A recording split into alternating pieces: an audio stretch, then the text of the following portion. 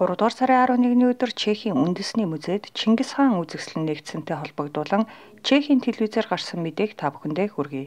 Тэрээр хүн төрөлхтний түүхэнд хамгийн том эзэнт гүрнүүдийн нэгийг байгуулж, өргөн удам нутгийг эзэгнэж байв. Түүний цэрэг арим Евразийг тэр чигт нь айдас давтуулж байсан юм.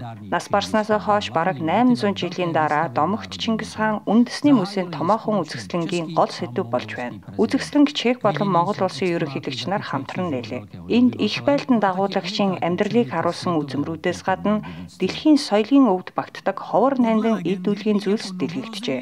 Чингис хаан мотортой нүд чатхан төрсөн нь хүчирхэг удирдагч болохыг нь зөвгөнсөн тэмдэг байсан гэх домог байдаг. Энэ нь биелэлээ олж тэрээр Монголын нүүдэлчин овог аймагуудыг нэгтгэж Евразийн их газрын ихэнх хэсгийг эрхшээлдээ оруулсан юм. Чингис хаан зөвхөн байлдан дагуулагч байгаа зогсохгүй тухайн цаг үедээ дэвшилтэд сэтгэлгээтэй төрийн зүтгэлтэн байжээ.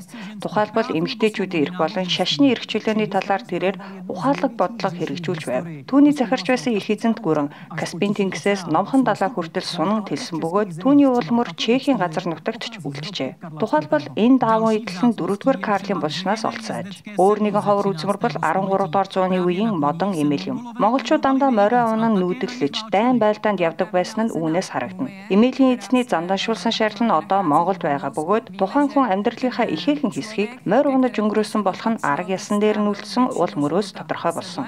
Энэхүү үзэсгэлэнт Чехийн үндэсний музей, Улаанбаатар дахь Чингис хааны музей болон Монгол улсын шинжлэх ухааны академийн цуглуулгад багтсан 260 гаруй үзмэр дэлгэгдэжээ. Үзэсгэлэнг хоёр улсын төрийн тэргүүнүүд биечлэн нээсэн юм. Чехийн ерөнхийлөгч Петр Павел хэлэхдээ хэрэв бид Чингис хааны их эзэнт гүрний хил хязгаарыг эргэн харах юм бол өнөөгийн Монгол улс Оросын адил түүхэн газар нутгаа эргүүлэн нэгтгэгүйд баярлах хэрэгтэй гэжээ. Чех Монголын түүхт харилцааг энэ үзэсгэлэн мөн сануулж байна.